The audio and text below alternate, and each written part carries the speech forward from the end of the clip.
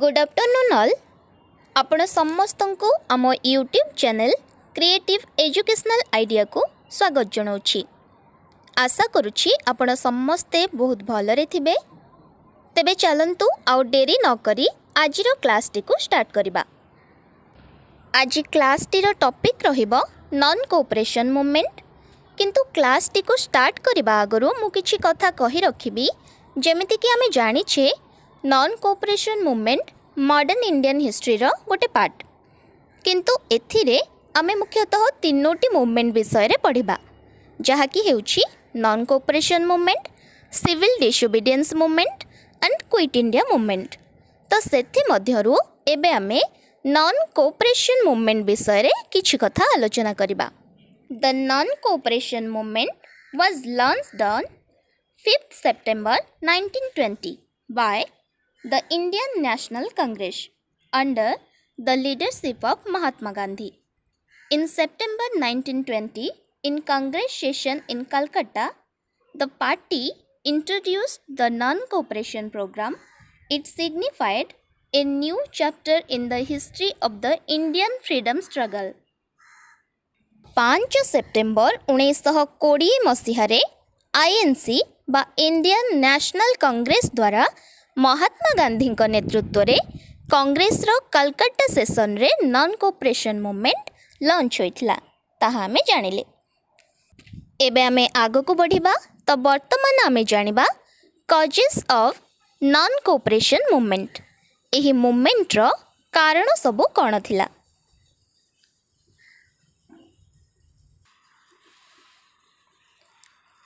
तो आमे साधारणतः जानिछे जे किछि घटनार कारण घटना पूर्वरु घटी थाए, जहाँकि उक्त घटनार कारण साजी थाए। ठीक सही परी नॉन कोऑपरेशन मूवमेंट हेबा आगरु एपरी किछि घटना सब घटी थिला, जहाँकि नॉन कोऑपरेशन मूवमेंट रो कारण साजी थिला। तेबे चलो सही कारण सब उपरे आलोकपात करिबा। तेबे सही कारण गुड़िक मध्यरु गोटिए कारण हेउछि resentment at the British after the war बा प्रथम विश्वयुद्ध परे ब्रिटिश गवर्नमेंट उपरे अप्रसन्नता। तेबे भारतीय माने इंग्रेज मानंको उपरे अप्रसन्न भाव प्रकट करिवार कारण कौन? आमे जानिछे प्रथम विश्वयुद्ध 1914 रु 1918 दीर्घ 4 वर्ष धरी चलिथिला। इंग्लैंड बा ग्रेट ब्रिटेन मध्य सिथिरे 4 अगस्त 1914 मसीह रे एंटर करिथिला। तेबे युद्ध रे जीतिबा पई हेले कोन करबा को पड़िबो ना, सेथि पई आवश्यक कोन लोकशक्ति दरकार, किछि रिसोर्स मध्य दरकार। तेणु जेहेतु से समय रे भारत रे इंग्रेज शासन करुथिले, तेणु से माने भारतीयंक आगरे एक शर्त रखिथिले, जदि भारतीय माने विश्वयुद्ध रे ग्रेट ब्रिटेन तरफरु युद्ध करंती तेबे से माने आमको मुक्त करिवे किंबा किछि कटकणा कोहळ करिवे। किंतु विश्वयुद्ध सरिबा परे मध्य से सबु शर्त इंग्रेज माने पूर्ण करि नथिले। Indians thought that in return for the extensive support of manpower and resources they had provided to Britain during the First World War, they would be rewarded by autonomy at the end of the war. But the Government of India Act 1919 was dissatisfactory. In addition, the British also passed repressive acts like the Rawalt Act, which further angered many Indians who felt betrayed by the rulers despite their wartime support. तो government of India act किछि फलप्रद होई नथिला। ता सहित रावल्ट act, जहाँकि 18 मार्च 1919 रे Sydney रावल्टଙ୍କ अध्यक्षतारे होइथिला, ताहा भारतीयଙ୍କ मनरे विद्रोहर भाव वृद्धि करिबा पई सहाय होइथिला। आउ एक कारण हेउछि home rule movement. The home rule movement 1916 started by Ani Besant and Bal Gangadhar Tilak set the stage for the non-cooperation movement. The extremists and the moderates of the INC were united, and the Lucknow Pact also saw solidarity between the Muslim League and the Congress Party. The return of the extremists gave the INC a militant character. ତେବେ home rule movement 1916ରେ ଆନି ବେସାନ୍ତ ଏବଂ ବାଲ ଗଙ୍ଗାଧର ତିଲକଙ୍କ ଦ୍ୱାରା ଆରମ୍ଭ ହୋଇଥିଲା। ଏହାଦ୍ୱାରା କ'ଣ ହେଲା ନା ଆଇଏନ୍ସି ଏବଂ ମୁସଲିମ ଲିଗ୍ ଏକାଠି ହୋଇକି ଆନ୍ଦୋଳନ କରିବା ପାଇଁ ଆଗେଇ ଆସିଥିଲେ ଏବଂ ଚରମପନ୍ଥୀ ଓ ନରମପନ୍ଥୀ ବୋଥ୍ ଏକତ୍ରିତ ହୋଇଥିଲେ ଆନ୍ଦୋଳନ କରିବା ପାଇଁ।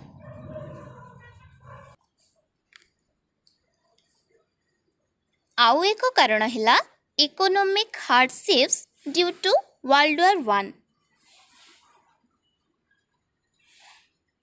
India's participation in the war caused a lot of economic hardships to the people.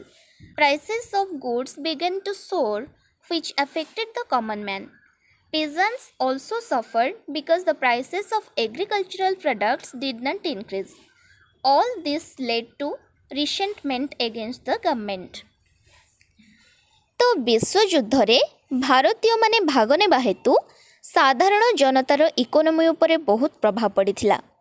नित्य व्यवहार्य द्रव्यर दाम अधिक हेबारु सेमाने ताहा क्रय करिबा पई असमर्थ हेले। ता सहित कृषक माने मध्य बहुल भाबरे प्रभावित होइथिले, कारण खेतजात द्रव्यर दाम इंग्रेज सरकार बहुत कम करि देथिले एवं सेही सबु दाम वृद्धि मध्य करू नथिले। ए समस्त कारण असहयोग आंदोलन पई बीज बुणिथिला।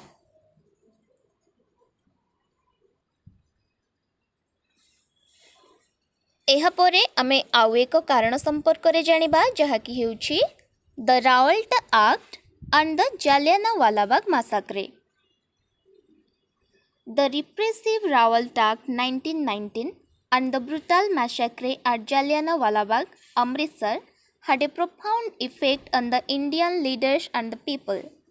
Their faith in the British system of justice was broken, and the whole country rallied behind its leaders, who were pitching for a more aggressive and firm stance against the government.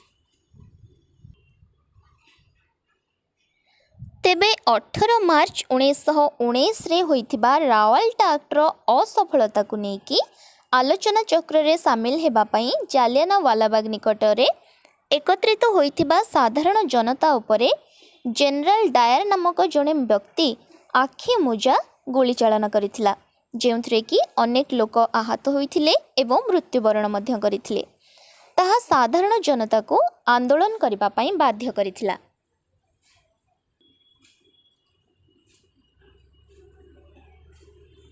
Non cooperation movement रो आउ एक मुख्य कारण हेउछि खिलाफत movement.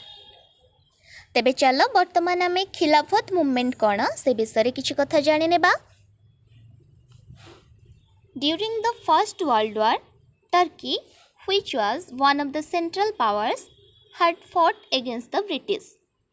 After Turkey's defeat, the Ottoman Caliphate was proposed to be dissolved.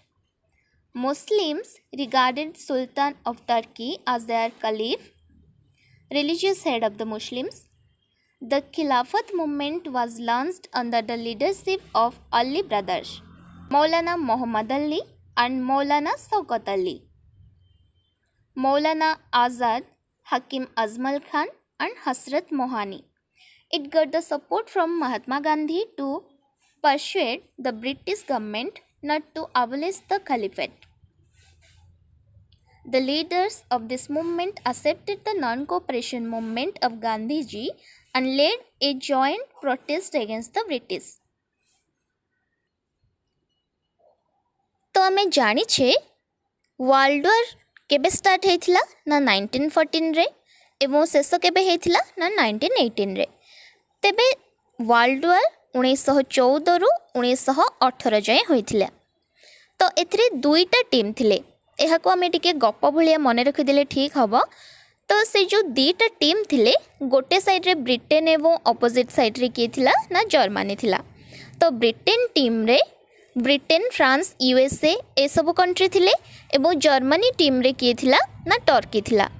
तो Turkey से समय रे Ottoman empire under रे थिला। टर्की का अंडर रे थिला ना ऑटोमन एम्पायर अंडर रे। तो ये तुम मैंने देखिपुव ए मैप्रे टर्कीटा ऑटोमान एम्पायर अंडर रे रही। ठीक अच्छे। तो टर्कीर रूलर को कौन कहुला ना खलीफा बोलिका कहुला बा कालिफ बोली कहुला। तो एठारे आम मन को प्रश्न आसीबो जे टर्की को लेकिन इंडिया रे कहीं आंदोलन हम से विषय भी जाने बा। तो टर्कीर खलीफा टर्कीर पॉलिटिकल लीडर हेबा सह सबू माने वर्ल्ड रे जेते सबू मुस्लिम थिले सेमानकर रिलीजियस लीडर मध्य थिले। तो टर्की वर्ल्ड वार रे हारिबा फल रे कौन हैला ना टर्कीर खलीफा मध्य वर्ल्ड वार रे हारी गले। तो ऑल ओवर वर्ल्ड रो मुस्लिम मानक सह खलीफांकर सेंटिमेंट जोड़ी होइकी रहिथिला। तो जदि खलीफांक सहित कौन प्रकार डिसरेस्पेक्ट हम तेबे निहाती अन्य मुस्लिम मानक भी बाधिबो नुहे कि ता सहित टर्की ठारू तार टेरिटोरी मध्य छड़ाई निया जाइथिला जहाँकि मुस्लिम मानक आहुरी बाधिला। तो आम देश रे से समय रे इंग्रेज शासन थिला। तो सही समय रे टर्की रे मध्य इंग्रेज माने जाई टर्कीर खलीफा को डिसरेस्पेक्ट करुछंती। तो सेठारे कौन हेबो ना भारतीय माने बा भारतीय रे थिबा मुस्लिम माने डिमांड कले जे तांको खलीफांकर डिसरेस्पेक्ट न हो एवं तांकर जो सैक्रेड प्लेसेस सब रही ऑटोमान एम्पायर रे सेठारे तांको शासन करबा पई अनुमति दिया जाऊ। तो सेथिपई कौन करागला ना भारत रे खिलाफत कमिटी गठन हैला एवं आंदोलन मध्य हैला। जो आंदोलन रो नेतृत्व नहीं किए ना मोहम्मद अली आउ शौकत अली एवं सबु मुस्लिम माननकु एकत्रित करथिले से माने जहाको महात्मा गांधी मध्य सपोर्ट करथिले एवं तापरे हमर स्टार्ट हेइथिला कोन ना खिलाफत मूवमेंट। ठीक अछि। तो ए समस्त कारण नॉन कोऑपरेशन मूवमेंट पई कारण साजिथिला। तापरे हमें जानिबा features of the non cooperation movement. Non cooperation movement रो सब फीचर कौन थिला वर्तमान आमे जानि नेबा। The movement was essentially a peaceful and non-violent protest against the British government in India. Indians were asked to relinquish their titles and resign from nominated seats in the local bodies as a mark of protest. People were asked to resign their government jobs. People were asked to withdraw their children from government controlled or aided schools and colleges. People were asked to boycott foreign goods and use only Indian made goods. People were asked to boycott the elections to the legislative councils. People were asked not to serve in the British army. It was also planned that if the above steps did not bring results, people would refuse to pay their taxes. The INC or Indian National Congress also demanded Swarajya or self-government. Only completely non-violent means would be employed to get the demands fulfilled. The non-cooperation movement was a decisive step in the independence movement because for the first time the INC was ready to forego constitutional means to achieve self-rule. Gandhiji had assured that Swaraj would be achieved in a year if this movement was continued to completion. ए सब step गुड़ाक बा ए सब feature गुड़िक थिला non cooperation movement रो जेहेतु यह simple English रे अछि एहाकू बुझिबा बहुत सहज मध्य। तेबे चलो तापरे आमे जानि नेबा why was the non cooperation movement suspended. Non cooperation movement काहे की सस्पेंड होइथिला। ठीक अछि। तेबे तार कॉज गुड़ाक कोन सब देखि नेबा। Gandhiji called off the movement in February 1922 in the wake of the Chauri Chaura incident. In Chauri Chaura, Uttar Pradesh, a violent mob set fire to a police station, killing 22 policemen during a class between the police and the protesters of the movement. Gandhiji called off the movement, saying people were not ready for revolt against the government through ahimsa. Several leaders like Motilal Nehru and C.R. Das or Chittaranjan Das were against the suspension of the movement only due to sporadic incidents of violence. तो आमे माने जानिले चौरी चौरा घटनाटा बा चौरी चौरार जो अग्निकांड घटी जो थे कि 22 जन पुलिस मृत्युवरण करते सेटा इमिडिएट कॉज थिला नॉन कोऑपरेशन मूवमेंट सस्पेंड हेबा लगी. देन आमे जानिबा significance of non cooperation movement.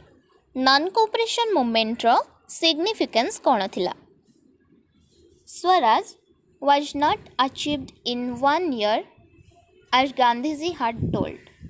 However, it was a truly mass movement where lakhs of Indians participated in the open protest against the government through peaceful means. It shocked the British government who were stunned by the extent of the movement. It saw participation from both Hindus and Muslims, thereby showcasing communal harmony in the country. This movement established the popularity of the Congress party among the people. As a result of this movement, people became conscious of their political rights. They were not afraid of the government. Hordes of people thronged to jails willingly. The Indian merchants and the mill owners enjoyed good profits during this period as a result of the boycott of British goods. Khadi was promoted. The import of sugar from Britain reduced considerably during this period.